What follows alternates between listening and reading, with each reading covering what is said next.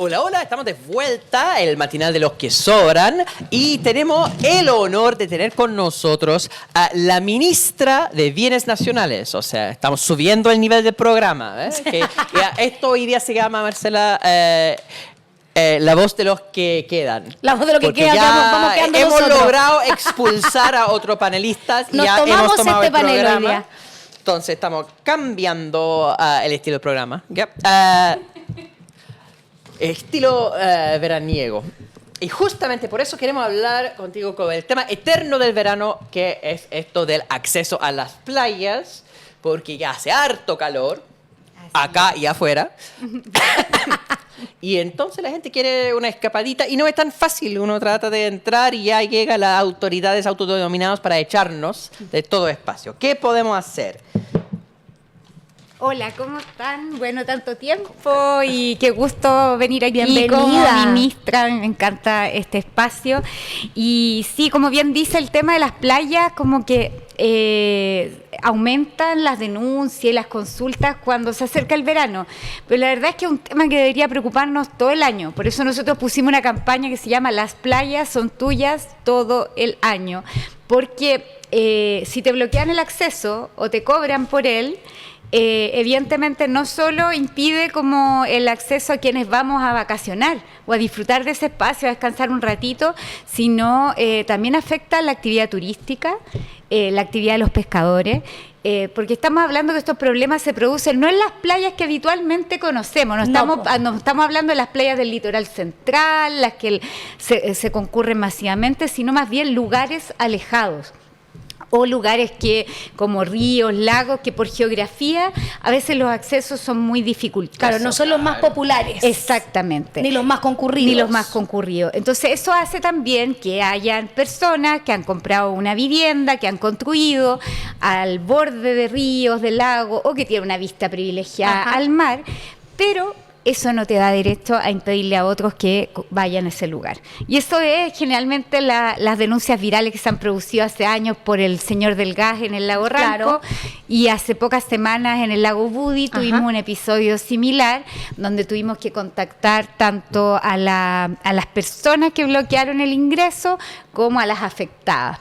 Ahora, pero esos son las que se hicieron virales, que probablemente son una porción muy pequeña de las que realmente ocurren. Entonces, ¿cómo lo puede hacer la gente, el hijo de vecino, que no se le hizo viral su reclamo? ¿Cómo lo puede hacer la gente efectivamente si es que le están negando el acceso a alguna playa, río, lago, lo que sea? Mira, estos espacios son muy útiles para nosotros porque hemos estado informando que pueden escribirnos, contactarnos en bienesnacionales.cl. Ahí hay una sección que se llama Las playas son tuyas todo el año y pueden denunciar. Y también informarnos, porque nos ha pasado que, por ejemplo, con las inundaciones, algunos accesos que estaban fijados de ríos, por ejemplo, y el curso de agua se salió por el producto de las inundaciones y se llevó el letrerito que decía este río tiene acceso público. Perfecto. Entonces tuvimos que restablecernos y nos pasó, digamos, de una comunidad en cerca del río Itata que nos contactó y fuimos para allá con todas las autoridades que corresponden al lugar y pusimos nuevamente el cartel de acceso público. En general nos están llegando muchas consultas, esto ha servido porque nos llegan denuncias, consultas, evidentemente nos hemos visto muy saturados, pero porque yo creo que este es un tema que se toma en cuenta solo en esta época. Solo en verano. Y para nosotros es muy importante fiscalizar durante todo el año, porque también está, como decía al principio, no es solo el componente de ir a descansar o disfrutar del lugar, sino también la actividad turística y el tema con los pescadores. Hay algunas caletas que a veces se ven impedidas de ir a ese lugar. Bueno, ahí estamos viendo un acceso en Caucau. Y lo otro que yo quería decir, porque nos han llegado consultas en que, bueno, pero el acceso a esta playa en realidad no es tan acceso, sino que es poco viable, es inaccesible porque hay un acantilado o en fin, hay que caminar mucho. Y eso, la verdad, es bien difícil de corregir porque también nuestra geografía es diversa y evidentemente hay playas o lagos que están alejados y que hay que caminar mucho para llegar a ese lugar, y no es llegar y horadar y hacer un camino para que efectivamente exista un acceso más directo. Ahora, el acceso, hay siempre una duda y nos pregunta la comunidad muchas veces. Porque muchos quieren entrar en auto, por ejemplo, y por entrar el auto te cobran, pero si entras a pie no te cobran, pero tienes que caminar, no sé, 3 kilómetros para llegar a la playa que quieres ir. Entonces, hagamos la salvedad, ¿se puede, no se puede? ¿Tienen derecho a cobrarte por el auto? No. ¿Es que el acceso público es solamente peatonal? ¿Cómo funciona? Mira, esto es bien caso a caso, porque la norma, y de hecho nosotros ahora estamos en una revisión de la norma, porque la norma es bien general en términos de garantizar el acceso. Ajá. Y Bienes Nacionales garantiza el acceso. El tema es que para llegar a ese acceso ¿Cómo accedes? A veces hay propiedades privadas. Ajá. O a veces hay propiedades que están en manos de los municipios, Ajá. en manos a veces de vialidad, y ahí no es tan complejo porque evidentemente ahí ese terreno no te pueden cobrar por estacionar. Pero cuando son privados, y si tú llegaste a ese lugar, el privado puede cobrarte porque ha establecido, digamos, incluso un giro de estacionamiento, claro, o un municipio, por ejemplo. Ahora, cobrarte por entrar caminando, que nos ha pasado, nos han llegado denuncias, o también impedirte, como han sido estos casos, el simplemente Lago Budi, no puedes entrar. No, claro. Eso no puede ser. Eso también es objeto de discriminación, no puede ser. Y quienes tienen también la potestad de vigilar estas situaciones, a mí me tocó recorrer todo el lago Ranco, fue las gobernaciones marítimas. Ellos están atentos también a todas estas situaciones, entonces cuando les llegan denuncias también nos contactan a Bienes Nacionales. Perfecto. Oye, ministra, hay también un tema que nos gustaría conversar con usted, que tiene que ver con el avance de los sitios de memoria, que es algo que también está bajo la tutela de este ministerio. ¿Y cómo vamos en eso? ¿Hay proyecciones de más cosas que se van a hacer? ¿Cómo vamos manejando este tema de la memoria? Sí, mira, ha sido un desafío bien grande porque el presidente se comprometió a que avanzáramos en sitios de memoria en uno por región. Hay regiones que evidentemente cuentan con memoriales y con lugares de significación, pero el punto es recuperarlos para que efectivamente la administración quede en manos de las organizaciones. Entonces, cuando hablamos de sitios de memoria, para que la gente le quede claro, ¿a qué nos referimos cuando hablamos de un lugar para la memoria? Lugares que fueron donde pasaron personas que fueron, sus derechos humanos fueron violentados y vulnerados en la dictadura, fueron torturados, lugares donde hubo presos políticos y de ahí, digamos, fue el último paradero en que muchas personas después desaparecieron. Estamos hablando, por ejemplo, de la ex clínica Santa Lucía, en el centro de Santiago, en que la hemos recuperado y ahora la está administrando la agrupación digamos de víctimas de ese lugar. ¿Y eso qué ha significado? Porque Bienes Nacionales lo que hace es recuperar como bien fiscal. Ajá. Y luego le da el permiso y la administración a estas organizaciones. Pero el tema de la restauración, ahí entran otros actores y ahí contamos con el apoyo de la Municipalidad de Santiago, se pintó la fachada y ahora estamos con unos fondos del gobierno regional, se está reparando todo lo que es la arquitectura, porque además muchos de estos lugares además tienen carácter histórico, son construcciones antiguas y todo. Yo mañana, por ejemplo, voy a la región de Tarapacá, donde hace pocos meses estuvimos en la fosa de Pisagua, y pocos meses antes el presidente también se había comprometido a recuperarla. La fosa de Pisagua estaba en administración municipal, y muchas veces estas administraciones se abandonan a su suerte, y las organizaciones querían que el Estado las recuperara porque eso también les garantiza a ellos la posibilidad de resguardo, la mantención, y eso hicimos. Entonces hicimos un hito ahí con sobrevivientes de la fosa de Pisagua para su recuperación, y ahora estamos encaminándonos a una mesa de trabajo para definir su administración. Y la próxima semana a mí me toca reunirme nuevamente porque ya estos son procesos que requieren de acompañamiento y de presencia permanente de las autoridades y de los equipos. Yo cuento ahí con asesores de derechos humanos que trabajan en el tema Y también contamos con otros actores que van viendo el tema de el bien, el inmueble, qué se requiere en términos arquitectónicos, a qué organismo se tiene que contactar. Entonces, en general establecemos mesa de trabajo y ahí voy a ir a la ex cárcel de Isla Teja, donde pasaron muchos prisioneros políticos. En Valdivia. En Valdivia, y la próxima semana, y ahí vamos a también firmar un compromiso para el inicio de algunas obras. Sí, en eso hemos estado, y prontamente también vamos a estar dando un anuncio respecto a 3 y 4 Álamos. Eso mismo le iba a preguntar. Sí.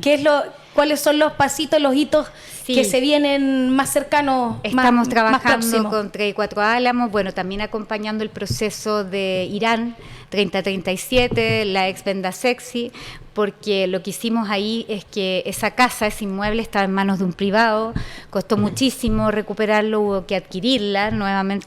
Para el Estado hubo que adquirirla, y eso hoy día se hizo. Hubo voluntad, y eso también habla de un compromiso con los derechos humanos. Y lo que te iba a decir también es que estamos en una mesa de trabajo que ya ha iniciado el proceso del Plan Nacional de Búsqueda, y desde Bienes Nacionales lo que nos corresponde es aportar con un visor territorial donde visualizamos ahí los lugares donde hay indicios para poder, digamos, hacer esa búsqueda. Esa búsqueda fue un compromiso también del presidente Boric. Con los 50 años. Claro, ahora para cuando se conmemoraron los 50 años. ¿Y cómo puede la gente acercarse a colaborar? Me imagino que debe haber gente que quiere colaborar con este proceso. ¿Hay alguna manera de acoger a aquellas personas que quizás quieran participar de esto, que quizás vivieron en ese momento, que estuvieron cerca, que tienen antecedentes? Mira, nos pueden escribir a Bienes Nacionales ahí en la página, contactarnos también por redes. A mí me ha pasado mucho que cada vez que voy a una actividad de sitios de memoria hay alguien que me habla, que tiene algún dato de algo, y me dice, ¿sabe qué? Yo vine a acompañar ahora a esta agrupación, pero yo fui detenido en tal lugar. Y muchas veces hemos llegado a lugares de esa manera, porque son historias tan fuertes que no necesariamente se hacen públicas. Exacto. Muy privado, claro. Exactamente. Nosotros tenemos la delicadeza de ir haciendo estos procesos antes de hacerlos públicos de manera muy acompañada. Súper. El tema es bien complejo y dura en estos 50 años de conmemoración de los eventos trágicos del 11 de septiembre de 1973 y todo lo que siguió por 17 años posteriores de torturas, de desapariciones, de una conciencia moral nacional que está en el olvido. Hay un problema acá que también vimos en las ceremonias de los 50 años de la privatización de la memoria. Por supuesto que para las víctimas directas de violación de derechos humanos, los recuerdos son privados. Pero una cosa es la conmemoración privada, otra cosa es la pública. Y tenemos un problema de la privatización de la memoria donde incluso las actividades de memoria más masivas son de un sector en particular y ha costado mucho generar un relato nacional en ese sentido. ¿Tiene algunos recintos de memoria particulares que son más como centrales? Hay un punto que al final Vía Grimaldi, por ejemplo, que tan Peñalolén queda fuera del viaje típico de las personas. Entonces uno podría ir. Yo he llevado estudiantes allá, pero un esfuerzo particular en una clase sobre el tema.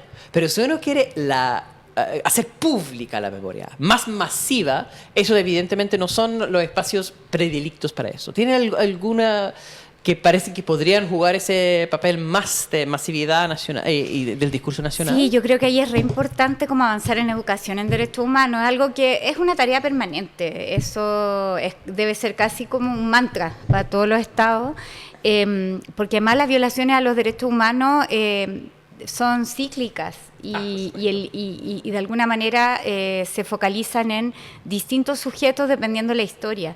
En un momento fueron adversarios políticos, hoy podemos ver sujetos que pueden ser objeto de discriminaciones sexogenéricas, pueblos indígenas, ambientalistas, en fin. Entonces es muy riesgoso no darle el valor desde el Estado al lugar que merece la memoria. Esto no es retórica, entonces por eso yo creo que la señal de instalar el compromiso de iniciar un plan nacional de búsqueda, de recuperar los sitios y de generar esto que tú decías en el fondo de cómo avanzamos a que la memoria sea algo más público y no una privatización de la memoria, requiere un diálogo intergeneracional. Yo lo que veo es que hay un esfuerzo de la red de sitios de memoria con los que me ha tocado, digamos, relacionarme. Por ejemplo, el sitio Memoria Estado Nacional. Ocurre que para los 11 o para otras fechas van muchos jóvenes. El Museo de la Memoria también ha sido un lugar muy, muy simbólico, donde también los colegios van, donde también van carabineros, donde va Policía de Investigaciones, han hecho cursos ahí en Educación en Derechos Humanos. Entonces yo creo que es importante que otros actores se vayan involucrando en este tema. Y ahí evidentemente que el Estado y los gobiernos tienen un deber. Y en ese otros actores, yo siento que sobre todo en la conmemoración de estos 50 años, siento que ha habido una cantidad de negacionistas saliendo del closet que creo que es algo muy duro de enfrentar como país, que finalmente veamos cómo en el extranjero hay casi quizás más conciencia que lo que se habla, de hecho, dentro de las autoridades, incluso políticas, de nuestro país. Y ver a una... Como que antes les daba un poco más de plancha. Decir, no, esto es un invento. El pacto de los buenos modales. Claro, esto es un invento de los comunistas, no sé qué. Pero hoy día vemos que con mucho desparpajo tenemos mucho negacionismo públicamente, ¿cierto?, estipulado, y es algo que yo no había visto antes. Y creo que justo ahora que se conmemoran estos 50 años, siento que ha habido un florecimiento del negacionismo que no sé cómo estratégicamente lo abordan. Sí, yo creo que el tema de las conductas negacionistas afloran justamente en el marco de hitos que son grandes, que efectivamente vuelven al momento, remecen nuevamente en ese hito doloroso que fue el golpe que ha impactado a muchas generaciones de nuestro país, porque no es solamente la generación que lo vivió, sino a mí me ha tocado estar con familiares de muchas regiones del país, con la agrupación de Paine, del Memorial Cerrochena, y ahí hay nietos, ahí hay hijos, sobrinas que siguen con las causas porque las madres o las esposas están a avanzada edad o fallecieron. Claro.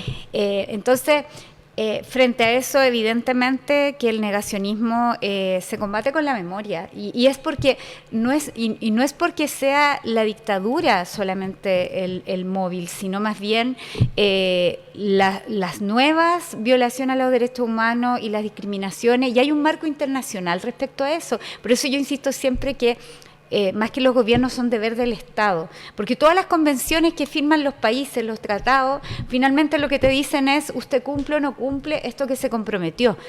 Y finalmente dentro, y en términos muy simples, porque finalmente los países se comprometen a ciertos marcos de acción. Y uno de esos marcos de acción es respetar los derechos fundamentales. Claro que sí. Y yo insisto, el negacionismo se combate con más memoria, con más educación en derechos humanos, y ahí no hay que tener medias tintas. Es la forma también de avanzar en una sociedad más sana, más tolerante y más democrática. Oye, tengo una pregunta aquí del tema anterior de Stingo. Pregunta por el acceso al lago Huilipilún, que viene dando la lata Stingo con el lago Huilipilún. Él está preguntando. Y entonces aquí quiere saber si efectivamente está abierto el acceso al lago Huilipilún, porque viene hace varios programas hablando de que estaba imposibilitado. Vamos a pedir ahí al equipo de bienes que investigue ese caso. Nosotros tenemos un catastro en que tenemos 954 exactamente playas, ríos y lagos. Así que esta es una solicitud particular del señor Daniel Stingo para que se la deje anotada en un post-it por ahí en algún lugar. Ahí la voy a anotar. Hassan.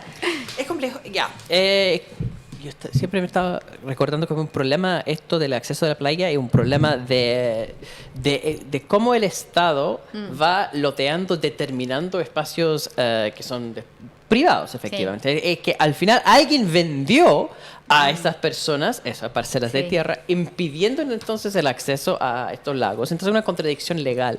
Yo me acuerdo que yo viajé por Italia en trenes, ahí, cuando uno era joven.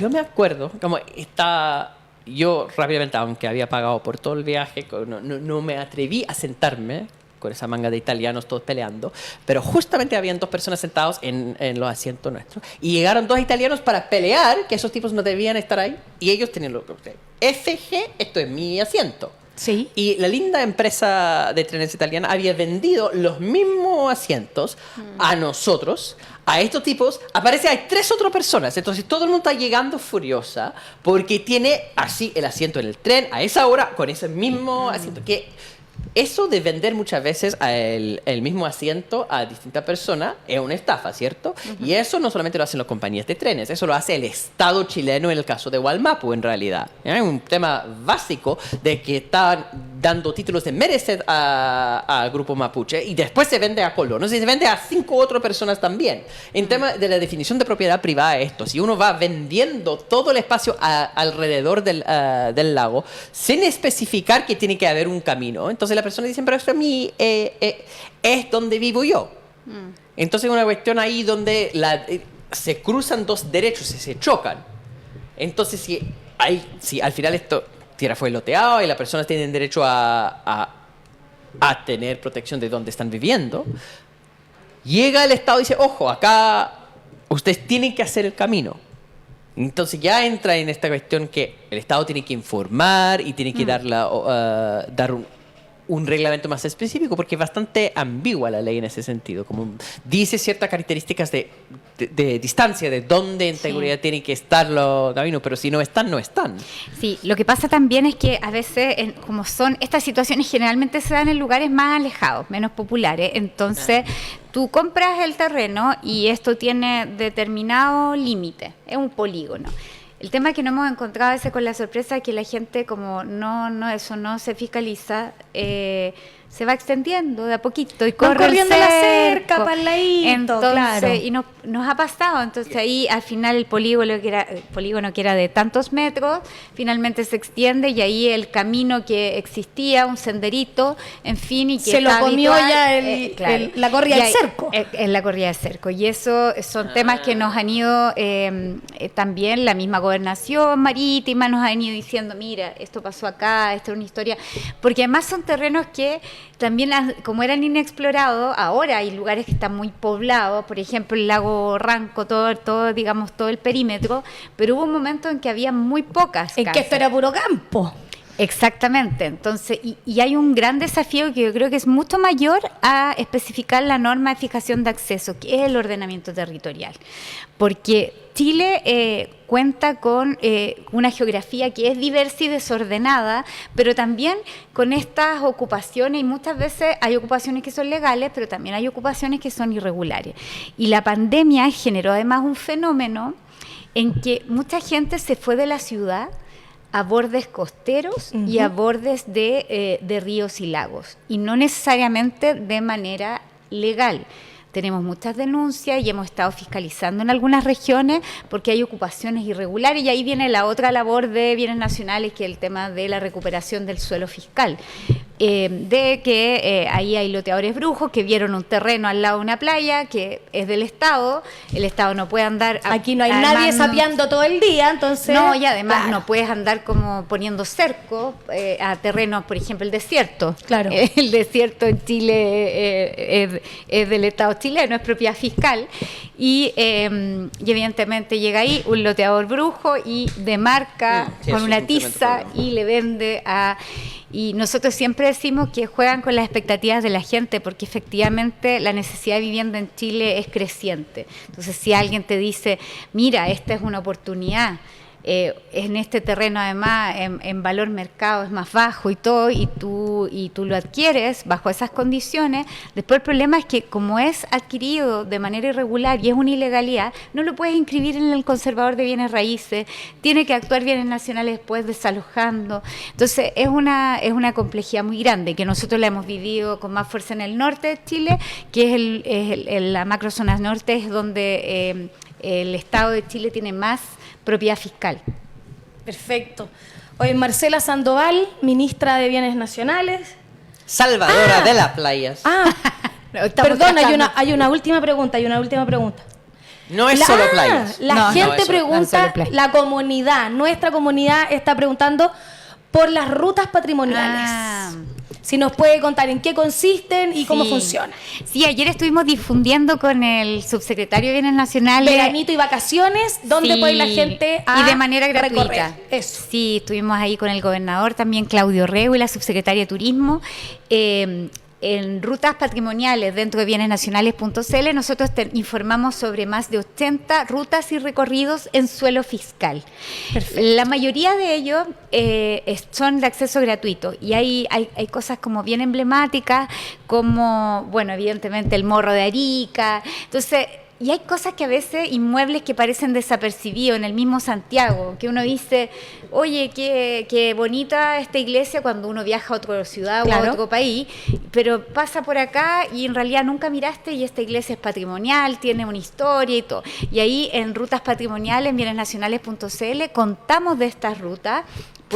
Hay explicaciones ahí muy didácticas, contamos la historia y cómo pueden acceder a ellas. Así que los invitamos ahí a tener un verano también más cultural y pueden pegarse una escapadita y a veces pueden ir caminando al lado de un recorrido o ruta patrimonial. Más de 80 rutas hay, así que, oye, pueden seguirlos también en Instagram, @bienesnacionales. Y ahí está la información también de las rutas patrimoniales, así que a ver si les caen un par de followers también ahí en la cuenta del Instagram, @bienesnacionales, que lo estamos mostrando ahí mismo. Y ahí están todas las redes sociales y están las rutas patrimoniales de las que nos estaba preguntando la comunidad. Buen dato para las vacaciones. En todas las regiones del país tenemos. Perfecto, súper bien. Muchas gracias, ministra, por acompañarnos hoy día. Gracias a ustedes. Por resolver las dudas, y la comunidad le manda muchos cariños y mucho amor. Así que muchas gracias por acompañarnos. No, gracias aquí a La Voz de los que Sobran. ¿Aún no eres parte de la comunidad de La Voz de los que Sobran? Suscríbete a nuestro canal de YouTube y no te pierdas todos los días de lunes a viernes el matinal de La Voz de los que Sobran. Disfruta de contenido exclusivo, entrevistas y mucho más. Apoya al periodismo independiente, dale like, suscríbete y activa la campanita. Participa en nuestras transmisiones en vivo y comenta. Podrás revisar los momentos destacados de la semana y mucho contenido de calidad.